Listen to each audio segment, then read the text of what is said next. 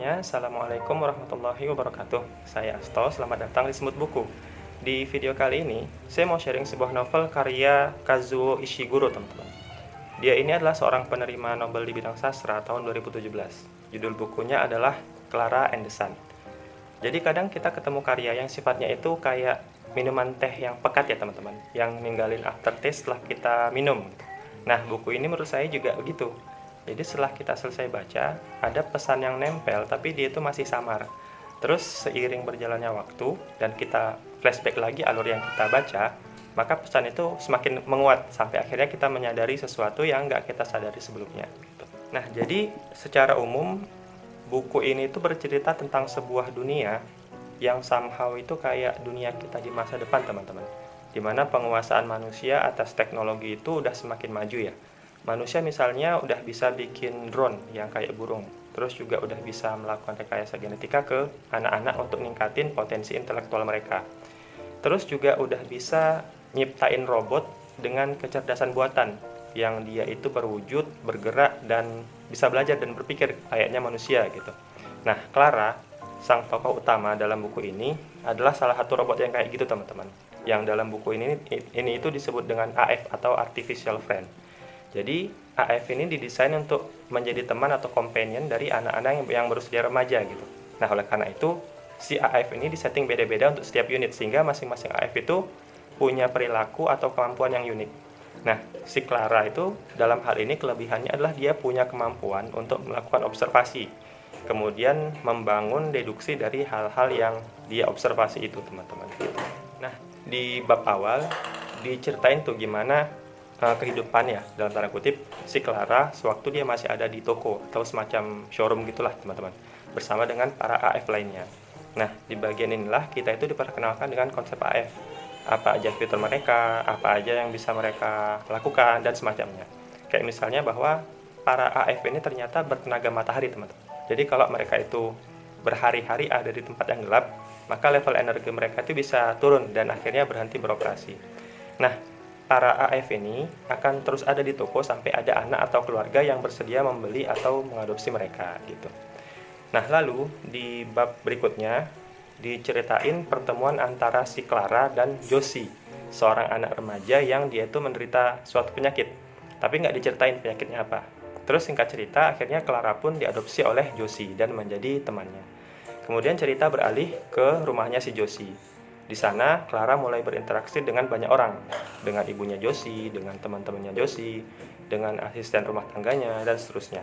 Nah, di bagian ini, pembaca itu intinya dikasih gambarannya tentang problem yang dihadapi Josie dan orang-orang yang ada di sekitarnya. Kayak misalnya, bahwa Josie itu sebetulnya punya kakak yang udah meninggal, yang ternyata juga menderita penyakit yang serupa dengan yang dialami oleh si Josie, gitu. Dan oleh karena itu, sang ibu tuh semacam menghadapi trauma, gitu, teman-teman. Lalu pada bab-bab akhir diceritain gimana Clara berusaha untuk menolong Josie untuk sembuh dari penyakitnya. Nah, di sini saya nggak hendak menyampaikan spoiler akhir dari novel ini ya teman-teman. Tapi pada intinya itu pada bab-bab akhir inilah pembaca itu baru dikasih tahu, dikasih clue tentang beberapa hal yang barangkali akan membantu menjawab rasa penasaran sewaktu membaca bab-bab sebelumnya gitu. Kayak misalnya tentang nature dan asal-muasal penyakitnya si Josie gitu. Atau bahwa alasan sesungguhnya dari Clara diadopsi itu ternyata bukan sekedar menjadi teman buat Josie semata, tapi lebih dari itu gitu. Nah, saya pribadi menilai sebetulnya plot dari novel ini tuh just fine ya teman-teman. Nggak ada hal yang terlalu nge-twist atau terlalu berat gitu.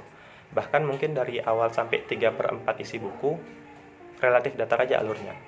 Kalaupun ada konflik mungkin tipis-tipis aja gitu teman-teman. Baru kemudian di seperempat akhir pembaca itu baru disuguhi konflik yang lumayan banyak. Jadi seolah itu ditumpuk sama penulisnya di akhir gitu. Tapi itu pun nggak terlalu tajam menurut saya, dan penulis itu semacam ngasih pembacanya ruang untuk mengisi sendiri kelanjutan dari alurnya gitu.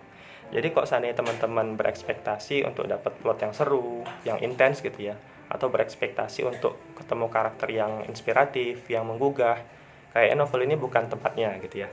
Nah, tapi saya kira memang value dari novel ini lebih kepada aspek di luar plot ya teman-teman. Value-nya itu menurut saya ada di insight dan imajinasi penulis tentang masa depan. Kayak yang tadi saya udah jelaskan di awal, bahwa ada pesan yang awalnya itu samar, tapi pelan-pelan itu mulai kelihatan atau terasa jelas waktu alurnya itu kita ingat atau flashback kembali. Nah, ada 3 pesan penting yang menurut saya ada di novel ini, teman-teman. Pertama adalah bahwa kita itu perlu mengantisipasi problem yang akan hadir dari kemajuan di masa depan. Nah, jadi di novel ini tuh pesan itu disimbolkan misalnya dengan adanya latar berupa pembagian kelas dalam society, teman-teman. Jadi ada kelompok anak-anak yang lifted gitu ya, yakni anak-anak yang dia itu menerima tindakan rekayasa genetika sehingga mereka itu punya keunggulan atas anak-anak yang menerimanya atau anak-anak yang istilahnya itu unlifted gitu. Nah, keunggulan ini kemudian berimplikasi pada perbedaan perlakuan yang mereka terima di kemudian hari. Misalnya, anak-anak yang lifted ini akan lebih gampang melamar di universitas, terus lebih mudah juga dapat pekerjaan, terus statusnya lebih dihormati dan seterusnya. Nah, itu kemudian menyebabkan banyak orang tua yang berusaha untuk anak-anaknya itu bisa lifted gitu, meskipun ada resiko berbahaya yang akan dihadapi si anak. Mengingat status lifted ini berhubungan dengan tindakan rekayasa genetika gitu. Nah, di sini saya itu merasa penulis kayak mau mengatakan bahwa kelas-kelas sosial itu nantinya akan tetap eksis, teman-teman. Dan gap privilege itu juga akan tetap ada ya, kayak yang sekarang ini ada gitu. Yang berubah cuma pemicunya aja. Nah, intinya adalah bahwa kemajuan teknologi itu nggak serta-merta menciptakan dunia yang setara, teman-teman. Lalu pesan kedua adalah soal pertanyaan isu eksistensial, teman-teman. What makes us human gitu? Apa yang bikin kita disebut manusia? Nah, pertanyaan ini secara eksplisit itu muncul dalam dialog ya, teman-teman. Bahwa ketika sebuah AIF itu nggak cuma bisa berbicara, berpikir, punya memori gitu, tapi juga bisa dengan persis menirukan gerak-gerik dan sifat manusia sampai level yang paling detail sekalipun.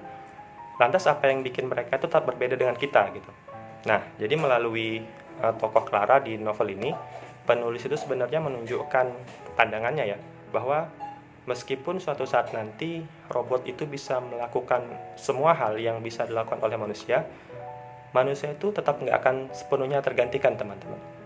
Satu proposisi yang penulis tawarkan adalah bahwa manusia itu punya sesuatu yang unreachable gitu, yang nggak terjangkau, yang unik gitu, yang kita sebut dengan hati, soul gitu, atau jiwa.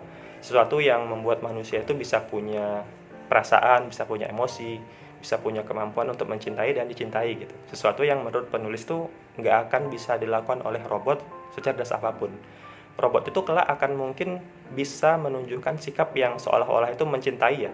Tapi itu bukan didasarkan pada emosi, melainkan pada algoritma yang sifatnya itu rasional, rasional gitu. Yang oleh karena itu akan berbeda kedudukannya dengan cinta yang muncul dari hati manusia gitu.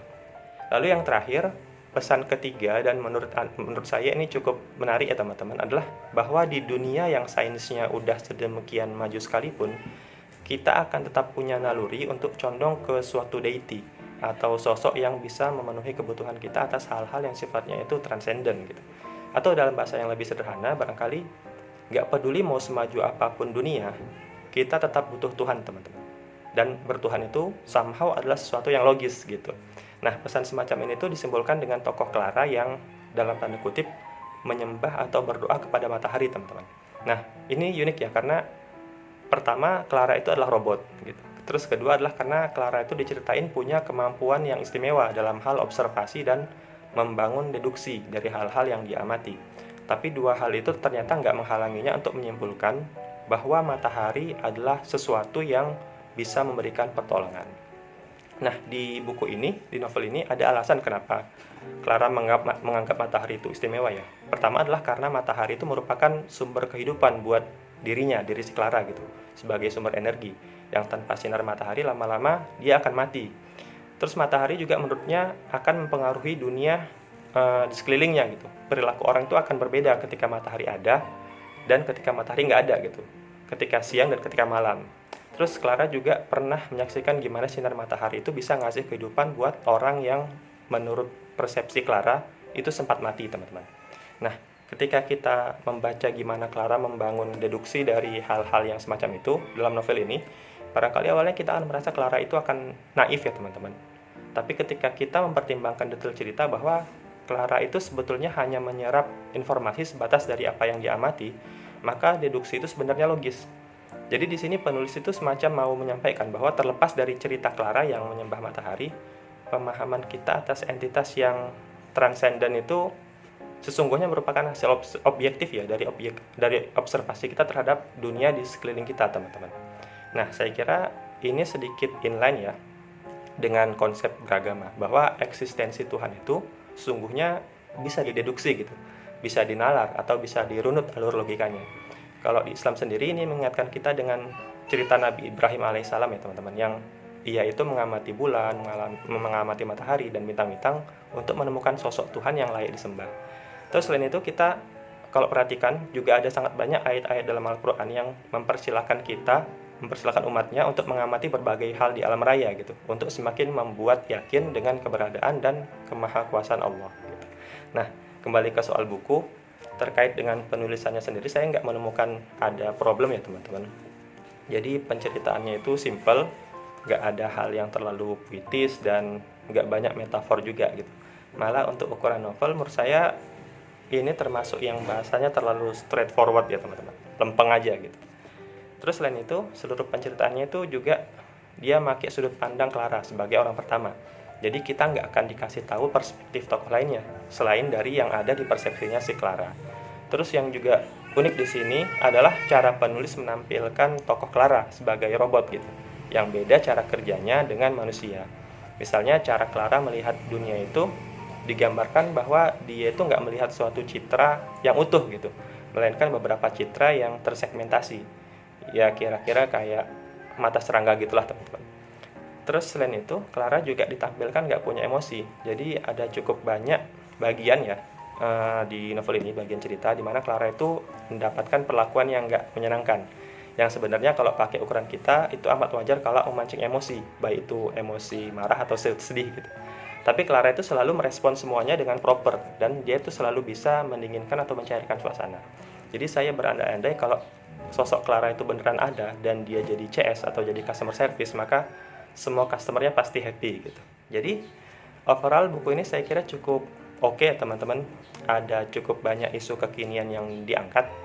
Jadi walaupun cuma sekelumit, tapi layaklah direnungkan gitu. Soal teknologi, soal kecerdasan buatan, soal rekayasa genetika, soal social unrest, soal perbedaan kelas, soal polusi dan sebagainya. Maka nggak heran kenapa Bill Gates itu dalam situsnya itu pernah menyoroti novel ini dan menganggapnya sebagai satu dari 5 buku yang dia senangi di tahun 2021. Nah, jadi buat teman-teman pecinta novel dan sastra, mungkin buku ini bisa dijadiin salah satu alternatif ya untuk dibaca. Juga buat teman-teman yang sekiranya pengen tahu kayak apa sih karya yang dihasilkan oleh seorang penerima Nobel sastra, buku ini juga cukup tepat untuk dibaca gitu. Yes, ini bukan novel terbaik, dan di beberapa review juga nggak sedikit orang yang bilang mereka nggak terlalu suka ya. Tapi buat saya pribadi, novel ini ngasih saya suasana baru teman-teman. Ibarat kita itu main RPG, ada semacam map baru gitu yang bisa dieksplorasi yang sebelumnya itu gelap atau hitam gitu. Nah, at least saya jadi punya referensi baru untuk mengapresiasi genre sejenis di masa-masa mendatang gitu. Oke teman-teman, itu aja review dari saya terkait buku Clara and the Sun kali ini. Makasih buat teman-teman yang udah meluangkan waktunya untuk nonton video ini sampai akhir. Silakan like kalau teman-teman suka dengan review ini, dan dislike aja ya kalau nggak suka. Dan nggak perlu segan-segan juga untuk komentar kalau semisal ada hal menarik yang mau teman-teman share. Semoga ada hal berguna yang bisa teman-teman dapat dari video ini. Sampai jumpa di review buku selanjutnya. Saya Asto. Assalamualaikum warahmatullahi wabarakatuh.